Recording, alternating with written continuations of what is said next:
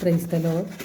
സ്നേഹമുള്ളവരെ, യേശുവിൻ്റെ കുരിശാണ് സഹനങ്ങൾ എടുക്കുവാനുള്ള കഴിവ് അല്ലെങ്കിൽ ശക്തി നമുക്ക് നൽകുന്നത്. നമുക്ക് ജീവിതത്തിലുണ്ടാകുന്ന പ്രശ്നങ്ങളും പ്രയാസങ്ങളും ദുഃഖദുരിതങ്ങളും എല്ലാം പരാതി കൂടാതെ നേരിടുവാനും സഹിക്കുവാനുമുള്ള കൃപ കിട്ടുന്നത് യേശുവിൻ്റെ കുരിശിൽ നിന്നാണ്.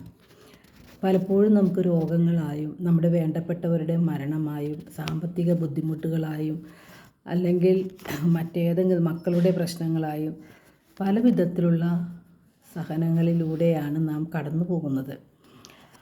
എത്ര വിശ്വാസമുണ്ടെന്ന് നാം പറഞ്ഞാലും നാം പതറിപ്പോകുന്ന അവസരങ്ങളാണ് ഇതെല്ലാം. അപ്പോൾ ശരിയായ രീതിയിലുള്ള ഒരു ശക്തി നമുക്ക് കിട്ടണമെങ്കിൽ, പരാതി കൂടാതെ സഹനങ്ങളെ കാണണമെങ്കിൽ, സഹനങ്ങളെ കൃപകളാക്കി മാറ്റണമെങ്കിൽ ദൈവത്തിൻ്റെ ശക്തി നമുക്ക് ലഭിച്ചേ പറ്റൂ. നാം കുരിശിലേക്കാണ് നോക്കേണ്ടത്. കുരിശിൽ ഒരു തിന്മയും ചെയ്യാത്ത യേശുവിന് സഹിക്കേണ്ടി വന്ന കാര്യങ്ങൾ നോക്കുമ്പോൾ നമുക്ക് സഹിക്കേണ്ടത് വളരെ ചെറിയൊരംശം മാത്രമാണ്. തന്നെയുമല്ല, നാം സഹിക്കുമ്പോൾ യേശുവിൻ്റെ സഹനങ്ങളോട് കൂടെ നാമും സഹിക്കുകയാണ് എന്നൊരു ബോധ്യത്തിലേക്ക് നാം വന്ന് സന്തോഷത്തോടെ സഹനങ്ങളെ സ്വീകരിക്കുമ്പോഴാണ് അവയെല്ലാം കൃപകളായി മാറുന്നത്. നാടുനീളെ നന്മകൾ മാത്രം ചെയ്തുകൊണ്ട് സഞ്ചരിച്ച യേശുവിന് ലോകം നൽകിയത് സഹനങ്ങൾ മാത്രമാണ്. യേശു എല്ലാവരെയും ആശ്വസിപ്പിക്കുവാനും സുഖപ്പെടുത്തുവാനുമാണ് ശ്രമിച്ചിട്ടുള്ളത്. യേശു പറയുന്നുണ്ട്, അധ്വാനിക്കുന്നവരും ഭാരം വഹിക്കുന്നവരുമായ നിങ്ങളെല്ലാവരും എൻ്റെ അടുക്കൽ വരുവിൻ, ഞാൻ നിങ്ങളെ ആശ്വസിപ്പിക്കാം എന്ന്. യേശുവിൽ നിന്നാണ് ആശ്വാസവും സമാധാനവും സന്തോഷവും നമുക്ക് ലഭിക്കുന്നത്. 1 പത്രോസ് 3:17 പരിശുദ്ധാത്മാവ് പറയുന്നു, നന്മ പ്രവർത്തിച്ചിട്ട് കഷ്ടത അനുഭവിക്കുക എന്നതാണ് ദൈവഹിതമെങ്കിൽ അതാണ് തിന്മ പ്രവർത്തിച്ചിട്ട് കഷ്ടത അനുഭവിക്കുക എന്നതിനേക്കാൾ നല്ലത്. 1 പത്രോസ് 4:19 പറയുന്നു, ആകയാൽ ദൈവഹിതമനുസരിച്ച് സഹിക്കുന്നവർ നന്മ ചെയ്തുകൊണ്ട് വിശ്വസ്തനായ സൃഷ്ടാവിന് തങ്ങളുടെ ആത്മാക്കളെ ഭരമേൽപ്പിക്കട്ടെ.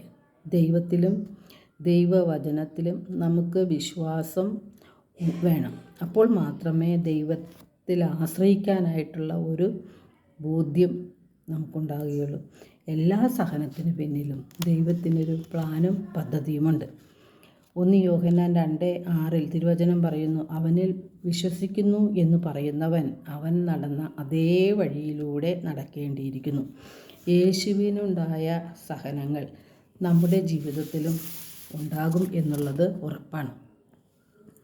ജെറമിയ 29:11 ജെറമിയ പ്രവാചകനിലൂടെ കർത്താവ് അരുളി ചെയ്യുകയാണ്, നിങ്ങളെക്കുറിച്ചുള്ള പദ്ധതി എൻ്റെ മനസ്സിലുണ്ട്. അത് നിങ്ങളുടെ നാശത്തിനുള്ളതല്ല, ക്ഷേമത്തിനുള്ള പദ്ധതിയാണ്. നിങ്ങൾക്ക് ശുഭകരമായ ഭാവിയും പ്രത്യാശയും നൽകുന്ന പദ്ധതി. റോമ 8:28 ദൈവത്തെ സ്നേഹിക്കുന്നവർക്ക് അവിടുന്ന് സകലവും നന്മയ്ക്കായി പരിണമിപ്പിക്കുന്നു എന്ന് നമുക്കറിയാമല്ലോ എന്ന് തിരുവചനം പറയുകയാണ്. സഹനത്തിന് പിന്നിലുള്ള ഒരു ദൈവിക പദ്ധതി നാം അറിഞ്ഞിരിക്കണം. ആ പദ്ധതി എന്താണ്? നമ്മുടെ രോഗങ്ങളോ മരണമോ അപകടമോ അല്ലെങ്കിൽ മറ്റേതെങ്കിലും തരത്തിലുള്ള ദാരിദ്ര്യമോ ദുഃഖദുരിതങ്ങളോ ഉണ്ടാകുമ്പോൾ നാം ദൈവത്തിൽ ആശ്രയിക്കുമ്പോൾ നമുക്ക് ദൈവികമായ ശക്തി ലഭിക്കുകയും അതിനെ നമുക്ക് തരണം ചെയ്യാനുള്ള കഴിവ് ലഭിക്കുകയും ചെയ്യുന്നു.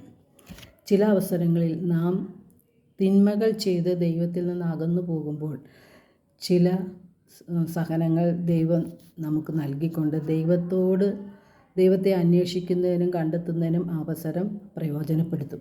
അതാണ് അപ്പോസ്തല പ്രവർത്തനം 17:27 തിരുവചനം പറയുന്നു, ഇത് അവൻ ദൈവത്തെ അന്വേഷിക്കുന്നതിനും ഒരുപക്ഷെ അനുഭവത്തിലൂടെ അവിടുത്തെ കണ്ടെത്തുന്നതിനും വേണ്ടിയാണ്. അപ്പം നന്മ ചെയ്തിട്ട് സഹനം ഉണ്ടാകുന്ന അവസരങ്ങൾ നമുക്ക് ധാരാളം ഉണ്ടാകുന്നുണ്ട്. ഏത് തരം സഹനമായാലും ദൈവം അറിഞ്ഞുകൊണ്ടാണ് നമ്മുടെ ജീവിതത്തിൽ ഇതെല്ലാം ഉണ്ടാകുന്നത്. ദൈവത്തിന് അവയെല്ലാം മാറ്റിയെടുക്കാനും സാധിക്കും.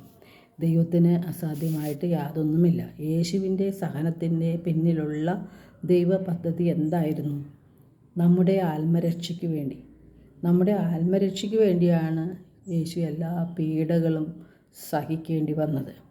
നമ്മുടെ പാപഭാരങ്ങൾ മുഴുവൻ ഏറ്റെടുത്ത് യേശു നമ്മെ രക്ഷയിലേക്ക് നയിച്ചു. നമ്മുടെയും മറ്റുള്ളവരുടെയും ആത്മരക്ഷയാണ് നമ്മുടെ സഹനത്തിൻ്റെ പിന്നിലും ഉള്ളത്. നമ്മുടെ സഹനങ്ങൾ യേശുവിൻ്റെ കുരിശിനോട് കൂടെ ചേർത്ത് വെച്ച് നാം സമർപ്പിക്കുമ്പോൾ ആ പ്രാർത്ഥന അനേകരുടെ ആത്മരക്ഷയ്ക്ക് ഉപകാരപ്പെടും.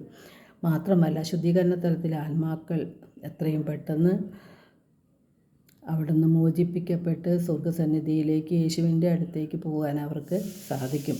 അപ്പോൾ നമ്മുടെ ഓരോ സഹനവും അധികം വിലയുള്ളതാണെന്ന് മനസ്സിലാക്കി സഹനങ്ങളെ പാഴാക്കി കളയരുത്. എല്ലാം നന്മയ്ക്ക് വേണ്ടി ദൈവം തരുന്നതാണ്. കാരണം നമ്മൾ ദൈവത്തിൻ്റെ മക്കളാണ്. ദൈവം നമ്മെ അത്യധികമായി സ്നേഹിക്കുന്നു. എല്ലാവർക്കും ഒരു നല്ല ദിനം ആശംസിക്കുന്നു. ദൈവം നമ്മെ ഓരോരുത്തരെയും സമർത്ഥമായി അനുഗ്രഹിക്കും.